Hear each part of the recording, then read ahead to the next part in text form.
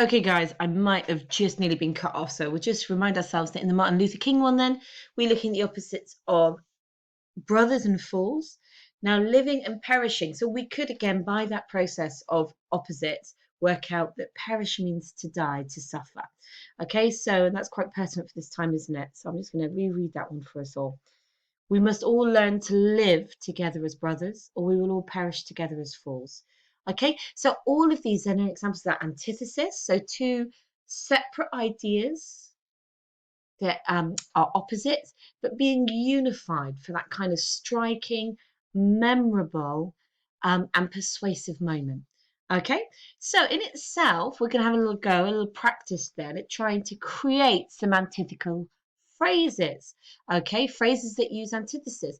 In other words, we're going to think about how we can create some opposite ideas. Okay, so we've got 4 sentences that present us with the first idea. In the second column, okay, we've got to create sentences that create the antithesis. Okay, so revising will help you pass your exams. Playing computer games will help you fail your exams. So can you see our opposites? Revising is set in opposition to playing computer games. Okay, there's 2 opposites.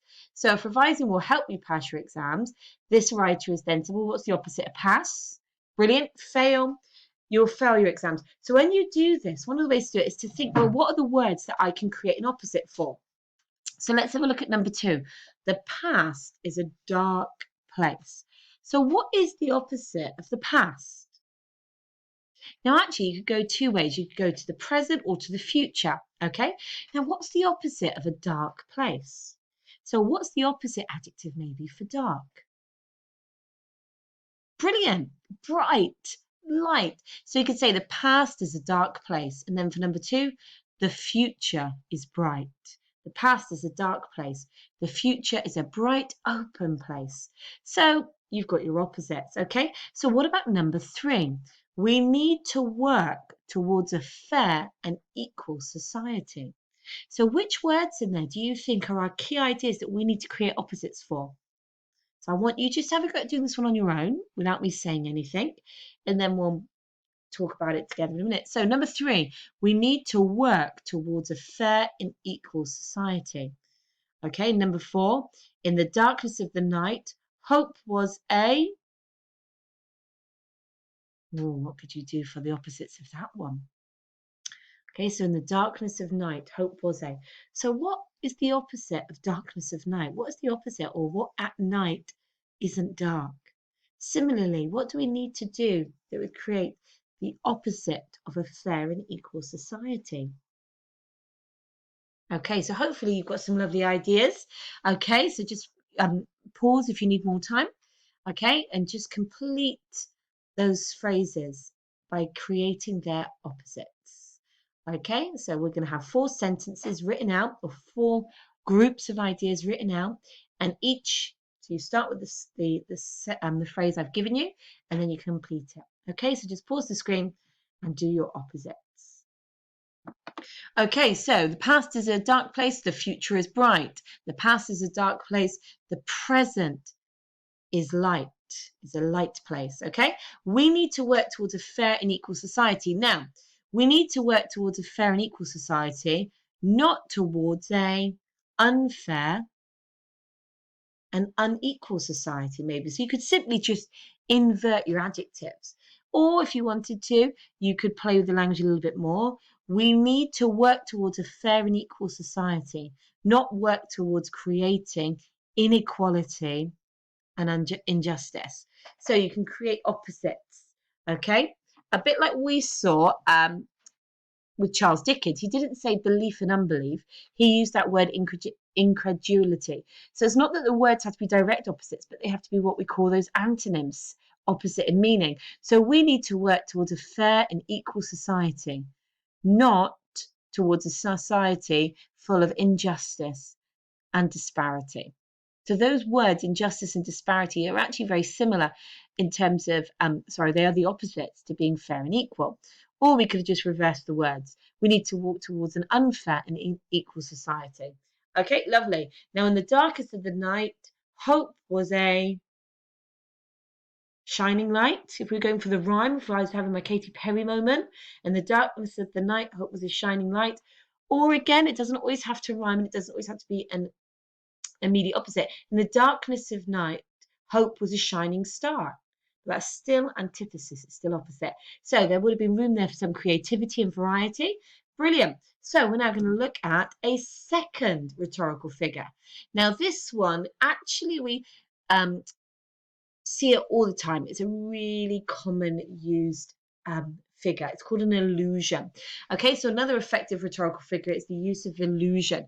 This simply means creating a link between the topic you're discussing and a well-known aspect of culture, religion, or literature. So an allusion creates a bridge between two ideas. Okay, on one side of the bridge is the idea you're writing or talking about, picking up litter, whether or not you believe that we should reduce plastics, the inequality in the workplace for men and women. So you've got your topic and you create a bridge to an aspect of culture. Okay, so that means the world around you, of religion. Now, religion was a really integral part of discourse. Okay, in other words, the way people were talking. So although as a modern society, we think religion isn't a big part of our discourse anymore, it is such a part of the discourse of the past that you will always encounter what we call religious allusions, where writers are making links to biblical stories or biblical ideas. Okay, or literature, to other famous works of poetry and writing.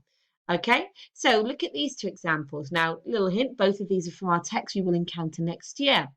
He was a real Scrooge. Oh my gosh, right, guys. I went out the other day and I met this man and he was a real Scrooge. So I'm using a link to a character from classic literature.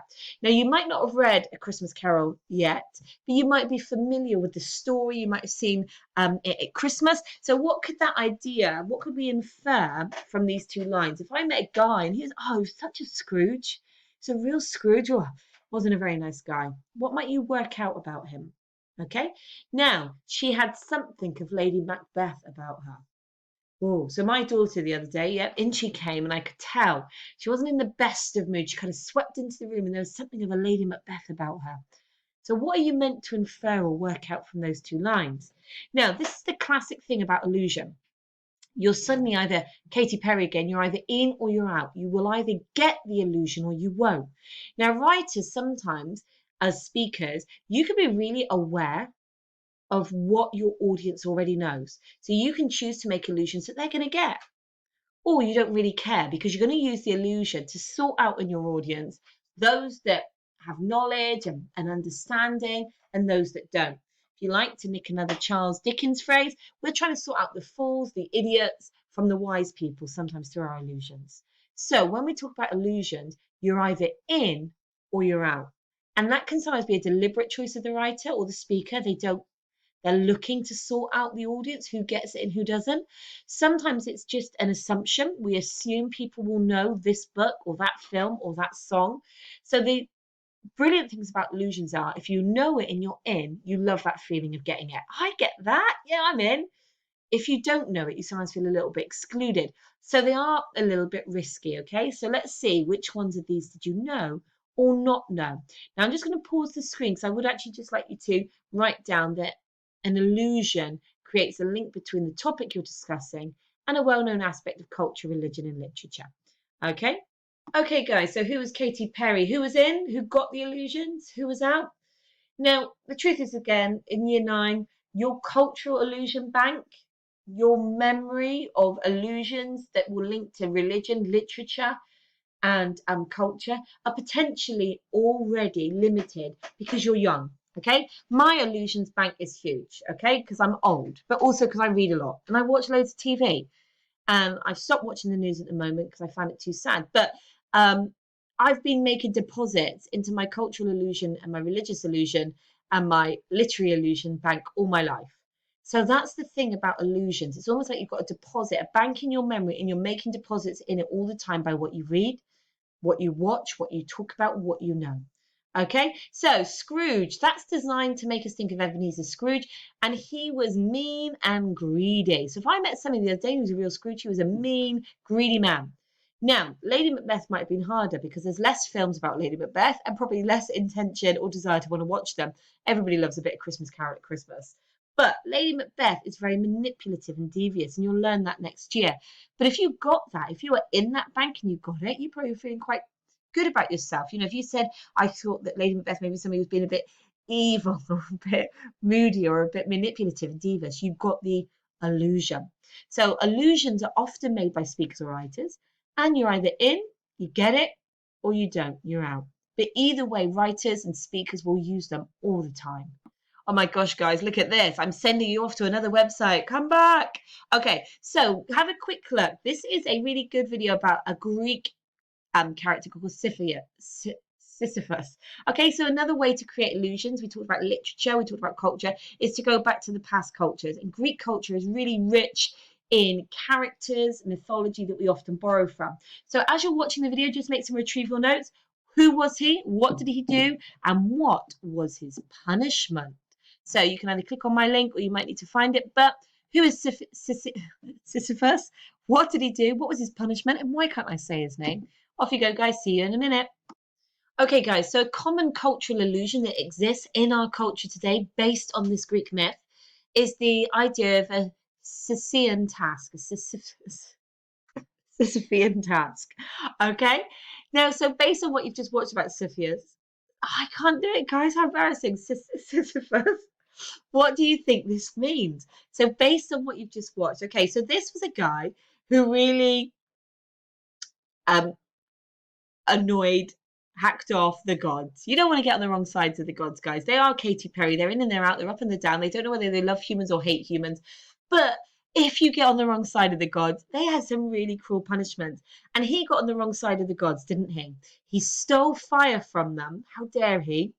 Okay. And he gave it to us humans. So he did something wrong. He crossed the gods and they gave him this terrible punishment. Okay, of having to roll this huge, gigantic boulder up to the top of the hill every day. And just as he thought he would get there, what would happen to that boulder, guys? Yep, physics would kick in. It would roll back down and have to start all over again. So really, this punishment represents a particular way of maybe working or approaching life. Yep. Sometimes I feel like I'm starting each day and I've got this big boulder to roll up the hill of Monday. By the time I get to the top, I roll back down and I'm on Tuesday and I'm going to do it all again. Okay? Or is it, so it's a task then that seems endless or impossible to complete.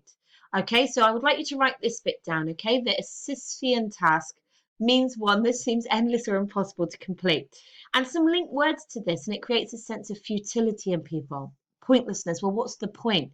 And yet, what the myth shows us is that because of the power of the gods, our guy had no choice but to keep doing this. And sometimes we find ourselves in situations we've got no choice, feels like no choice, but to keep doing the task, even though it seems endless or impossible. If you watch this, with your parents in the room, mothers maybe, I don't mean to be sexist, but I'm just going to say ironing. Yeah, ironing is a Sisyphean task. It feels endless or impossible to complete. I finish my ironing and then I turn around and there's more to be done. Yep. So there are certain tasks that we do. Now, I was just showing that because we can also use allusions for humor. We can use them for exaggeration and going a little bit over the top and being really trying to be funny. Yep. My ironing basket. When I iron, I'm like Sisyphus, trying to push that giant, endless boulder up the top of a hill. And I get to the top only to be, roll back down. It's endless. It's impossible. So what I'm going to do is just to end today's lesson is give you, okay, a little sentence. Now, I'm imagining that if you imagine you were just dropping into a speech about litter picking, okay? You're arguing for the benefits of litter picking, yet you're trying to manipulate and influence people to do it. How could we use the term Sisyphean task in this sentence structure? So all I want you to do in a minute is to copy and complete this task. So we're using the term Sisyphean. Okay, because it's true, sometimes it feels like approaching the topic of litter picking and plastic pollution, that it seems like an endless and impossible task. So it's actually a really good allusion to use. Okay, so although cleaning all of the rubbish from our beaches might seem like, if we all then so the other thing is, even though we're making the allusion, we still want to tie in our persuasive speaking often to action, kind of like a call to action. So copy and complete this statement, and I'll see you tomorrow, guys.